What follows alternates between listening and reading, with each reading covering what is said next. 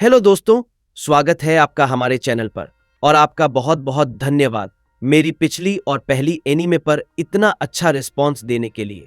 आपके सपोर्ट से ही मुझे मदद मिलती है और आगे की वीडियो पर भी आप ऐसे ही प्यार दिखाते रहें। और आज हम बात करने वाले हैं एक ऐसी मूवी के बारे में जो आपको न केवल इमोशन से भर देगी बल्कि आपको सोचने पर भी मजबूर कर देगी। ये मूवी अपने सरल लेकिन गहरे संदेश के लिए जानी जाती है और इसमें हर किरदार की कहानी आपको कहीं ना कहीं छू जाएगी। अगर आप भी ऐसे फिल्म्स के फैन हैं जिनमें असल जिंदगी की सच्चाई और सटीकता दिखाई जाए तो ये वीडियो आपके लिए है। तो ज्यादा देर ना करते हुए चलिए शुरू करते हैं आज की एनीमे को। एनीमे की शुरुआत में हमें एक लड़की दिखाई जाती है जिसका नाम फुजिनो है। फुजिनो 4th क्लास में पढ़ती है, जिसे मंगा ड्रॉ करने का शौक है। उसके स्कूल में हर हफ्ते स्कूल का न्यूज़पेपर छपता है जिसमें सभी स्टूडेंट्स अपना आर्ट सबमिट करते हैं और जिनका आर्ट सबसे अच्छा होता है वो न्यूज़पेपर में छपता है।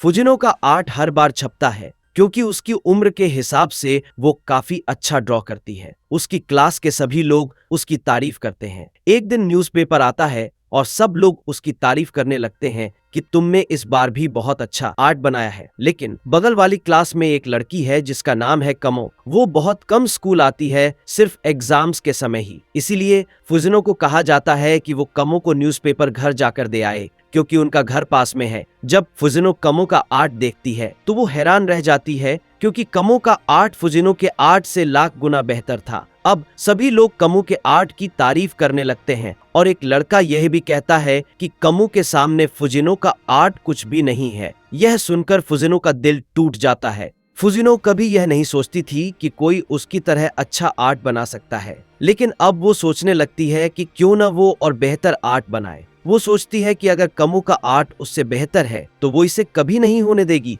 इससे यह पता चलता है कि फुजिनो बहुत ही एगोस्ट्रिक है। वो किसी और को अपनी कला में खुद से ऊपर नहीं देख सकती, खासकर अपनी क्लास के दोस्तों में से। फिर वो घर जाकर सर्च करती है कि आर्ट में बेहतर कैसे बन सकते हैं और तुरंत ड्रॉ करना शुरू कर देती है। अब फुजिनो दिन रात मांगा ड्रॉ करने में लगने लगी है ताकि वो किमोटो को आर्ट में हरा सके। 2 साल बाद वो 6th क्लास में आ जाती है, लेकिन फिर भी वो सिर्फ ड्रॉ करने पर ध्यान देती है। ना ही वो दोस्तों के साथ खेलती है, ना ही किसी से बात करती है। उसकी पढ़ाई पर असर पड़ने लगता है, लेकिन उसका केवल एक ही लक्ष्य है, किमोटो से बेहतर आर्ट बनाना।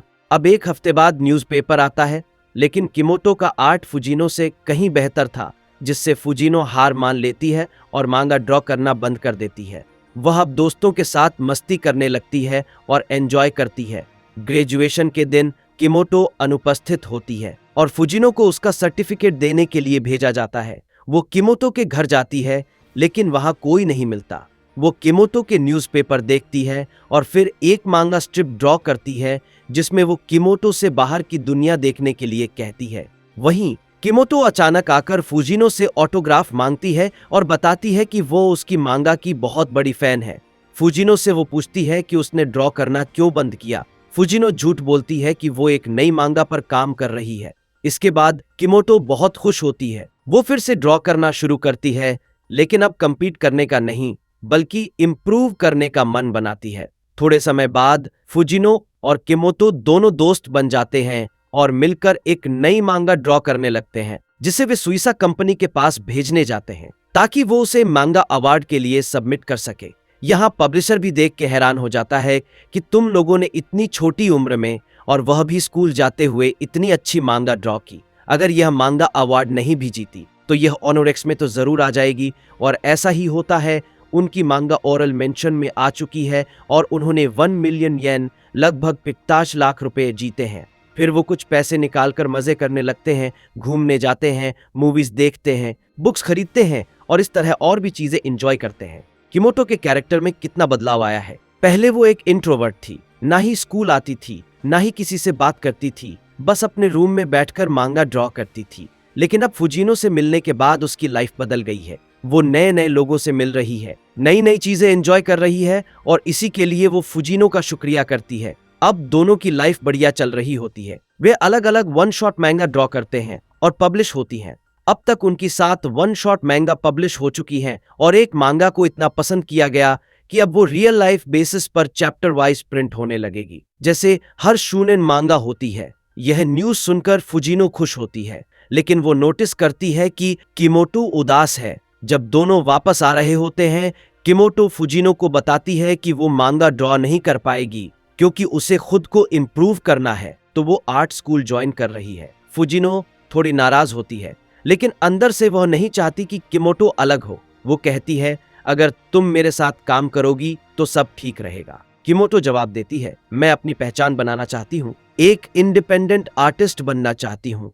फिर वे दोनों अलग हो जाते हैं। किमोटो आर्ट स्कूल ज्वाइन करती है और फुजिनो अकेले काम करती है। कुछ समय बाद उसकी मांगा को एनिमी अडेप्टेशन भी मिल जाता है, लेकिन एक दिन एक हादसा होता है। फुजिनो न्यूज़ पर देखती है कि उसी आर्ट स्कूल में एक आदमी ने हमला किया और किमोटो समेत 11 लोगों को मार डाला। यह सुनकर फुजिनो रोने लगती है और उसे लगता है कि यह सब उसकी वजह से हुआ। वो खुद को ब्लेम करने लगती है और सोचती है कि अगर वह किमोटो से इम्प्रूव करने के लिए नहीं कहती तो यह सब नहीं होता। फिर फुजिनो किमोटो के फ्यूनरल में जाती है और अपनी गलती को सोचते हुए रोने लगती है, लेकिन बाद में वो रियलिटी को एक्सेप्ट करती है और अपनी मांगा ड्रॉ करना शुरू कर देती है। और इसी के साथ यह नाइम यहीं पर खत्म हो जाती है। और अगर आपको एनीमे देखना पसंद है तो इससे पहले मैंने एक एनीमे एक्सप्लेन की है, आप उसे भी देख सकते हो।